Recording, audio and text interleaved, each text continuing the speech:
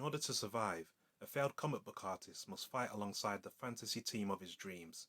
That's the basic premise for The Plot Holes by Sean Gordon Murphy, which is a Indiegogo campaign that I backed a long time ago, and the physical copy recently arrived, I believe a few weeks ago, I think about 2 weeks ago from what I can remember. I've had the digital copy for a while, but I've only just got around to reading it. And this is going to be my review of The Plot Holes. What's going on? It's Big A with another video there. And like I said, I'll be reviewing The Plot Holes in this video. So I'll be going through a few different things. So we've got art, plot, and then pretty much a conclusion from there. The art is Sean Gordon Murphy. I mean, that's the whole point as to why anyone backed this book in the first place. His art is good. I like his art. I think his art is great. A lot of other people would agree with me as well. And yeah, he is the draw. He is the main star here. Like most campaigns, you back it for whoever is involved in the project. So when I backed it, I knew what I was getting.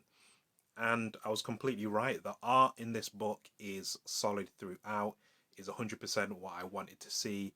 There's different things and different kind of styles. You've got like a cyberpunk aesthetic going on. You've got a completely normal aesthetic. You've got a Fantasyland one. Got a manga kind of thing going on. Got like a Calvin and Hobbes as well. So it's everything you'd want to see in kind of like different styles, but not the most different styles.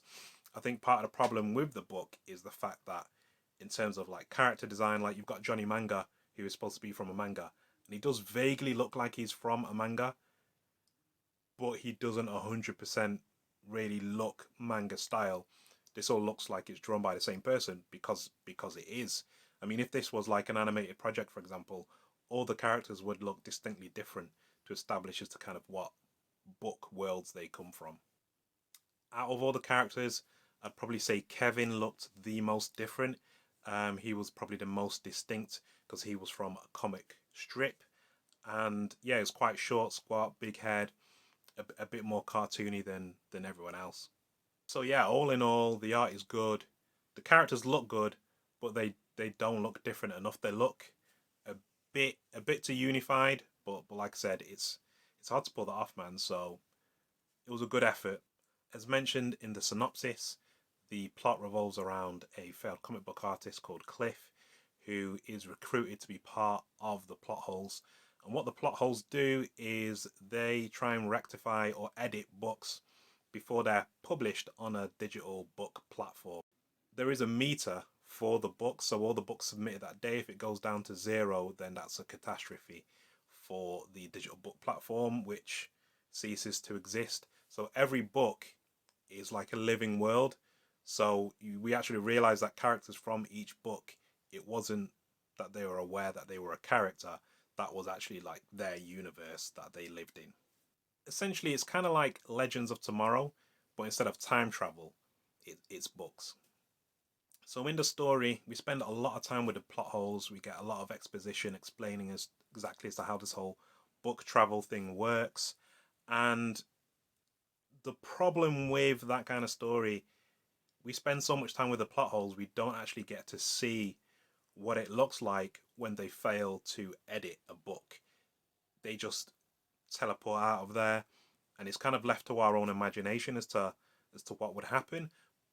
But it'd be great if we got to see it rather than just being told that it would be a catastrophe and the book ceases to exist. What does that look like? I'd want to see what that looks like, and unfortunately, in the plot, we don't get to see what that looks like. I mean, I can imagine, and I can imagine something quite cool, but I'd rather see something freaking awesome than have to go, well, they've skipped over that. So I'll just imagine it's something good. It is pretty frustrating not to be able to see the ramifications of lack of action or accidentally messing things up. As I mentioned a moment ago, most of the story is actually spent with the plot holes, which is kind of weird because the big bad in the story, you're not really, you don't really get to spend that much time with them. I mean, there is a bit of backstory given to the big bad, but it never seems like a real threat. It never seems like things are really on their last legs. I'm not sure what it is about the plot, but I think it's just the fact that we don't get to spend any time with the villains. We don't really get to know their motivation towards the end of the story. And even by then, the story kind of just resolves itself like conveniently. There's no like proper winning of the day. It's something just happens and then everything's okay again, and it's just kind of a bit of a letdown, to be honest, in terms of the story. There are some decent revelations about characters, and there are some good flashbacks as well. For example, Johnny Manga's flashback is in black and white because manga is in most of the time black and white, which is really good. That was really smart to kind of do it, not just tell his backstory in kind of just the comic book style, but yeah, take it back to manga black and white because that makes sense. And everyone's got their own kind of backstory.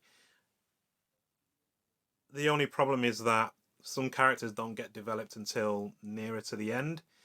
So part of you is wondering, well, what's the point in this character being here if they're not going to be kind of like integral to it? I think some characters, a specific character being Razor or Razor, I don't know if that's French or not, but yeah, she doesn't really start to do anything until towards kind of like the end of the second act, and then because we get everyone's backstories as the story goes on, it's kind of like the same problem that Eternals the movie has, which is that we see a backstory when we're about to meet the person, but we've not kind of seen that from beginning to end. We've just gone, oh, we're about to meet this person, or this person's important now. Let's give you their backstory, information dump, and then let's continue. It's a bit like, well, was there a point? Was there a need for all of that? Because I'm not invested because you've only just told me now, and we're near the end anyway. So what's the point? There's also a lot going on in the plot, and like I said, there's a lot of explaining that's happening. So you're kind of mainly focused on that, and there's not enough time to go towards anything else and really see as to like how all this process of the kind of digital bookstore takes place and all that.